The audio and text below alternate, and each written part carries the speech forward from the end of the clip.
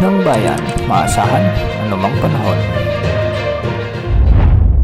Magandang araw po sa ating lahat. Narito na ang pinakuling update sa bagyong Nando at sa potensyal na bagyong Opong na posibleng pumasok na sa ating area of responsibility sa mga susunod na oras o araw at sa magiging lagay ng ating panahon ngayong araw at sa mga susunod pang mga araw. Naglandfall na ang Super Typhoon Nando sa bahagi ng Panitan Island sa Calayan, Cagayan at ngayon ay unti-unti na itong papalayo sa may Babuyan Islands. Huling namataan ang sentro ng bagyong ito sa mga coastal waters ng Calayan Island sa may Cagayan. Taglay pa rin nito ang napakalakas na hangin na umaabot sa 215 kilometers per hour malapit sa gitna at pagbugsong umaabot sa 295 kilometers per hour. Kumikilos na ito ngayon ng pakanluran sa bilis na 25 kilometers per hour. Lumawak pa ang sakop ng bagyong ito dahil meron na itong diametro na umaabot sa 650 kilometers mula sa gitna. Nakataas pa rin ang tropical cyclone wind signal number 5 sa Babuyan Island, signal number 4 sa southern portion ng Batanes, ang northern portion ng mainland Cagayan at sa northern portion ng Ilocos Norte.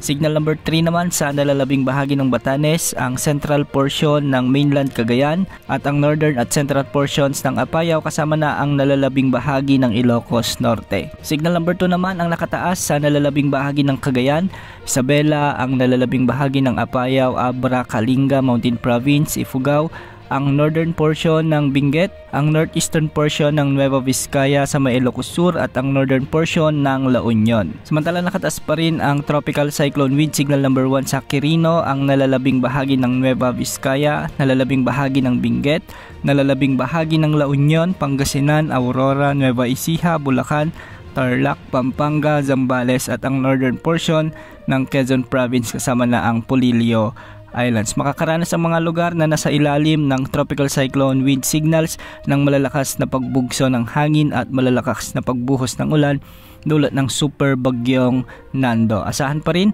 ang malalakas na hangin sa mga susunod na oras kahit papalayo na sa kalupaan ng Babuyan Island ang bagyong Nando. Sa latest forecast track ng Pag-asa, makikita nga natin na mapapanatili ng bagyong ito ang kanyang lakas habang papalayo na ito sa ating bansa. Bahagya itong hihina ngunit mamananatili ang kanyang super typhoon category hanggang sa araw ng Miyerkules bago ito lumapit naman sa may southern China. Samantala habagat naman na pinalalakas ng bagyo ang nakakaapekto sa ilang bahagi ng Luzon at Visayas na nagdudulot ng mga pag-ulan dito. Dahil nga sa habagat asahan ang maulap na kalangitan na may mga kalat-kalat na pag-ulan thunderstorm sa Metro Manila, Mimaropa, Bataan at nalalabing bahagi ng Calabarzon.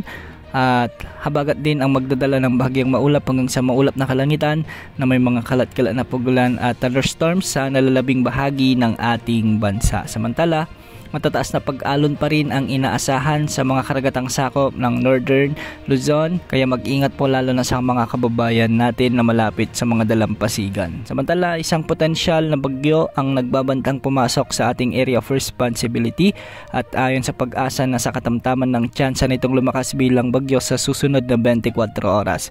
Hinaasang papasok ito sa mga susunod na oras o araw sa ating area of responsibility at papangalanan itong bagyong Opong. Makikita sa wind outlook nito na posibleng lumapit o tumama ang sentro nito sa may Eastern Visayas o sa may Bicol region at tatawirin ang ilang bahagi ng Calabarzon o Mimaropa. Sa kasalukuyan hindi pa natin masabi kung gaano kalakas ang bagyong ito, ngunit sa ngayon pa lang dapat maghanda na ang mga lugar kung saan posibleng dumaan ang bagyong ito. Yan muna ang latest sa lagi ng panahon. Ito po ang weather update ng bayan, maasahan anumang panahon.